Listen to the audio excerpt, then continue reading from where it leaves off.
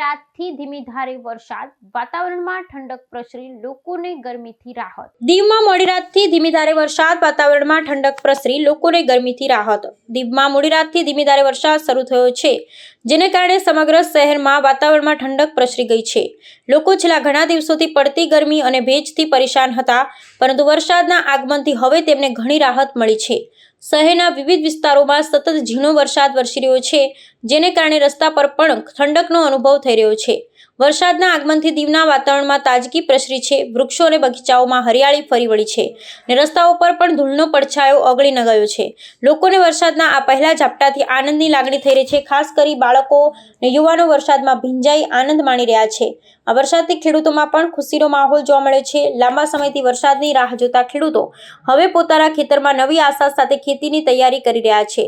વરસાદના આગમનથી જમીનમાં ભેજ વધતા ખેતી માટે અનુકૂળ પરિસ્થિતિ સર્જાઈ છે.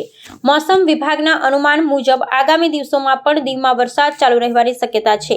આ હલકીથી મધ્યમ વરસાદને કારણે શહેરમાં ઠંડકનો માહોલ રહેશે અને લોકો ગરમીથી રાહત અનુભવી શકશે. વરસાદના આગમનથી સમગ્ર દીવમાં ખુશીની લહેર દોડી ગઈ છે.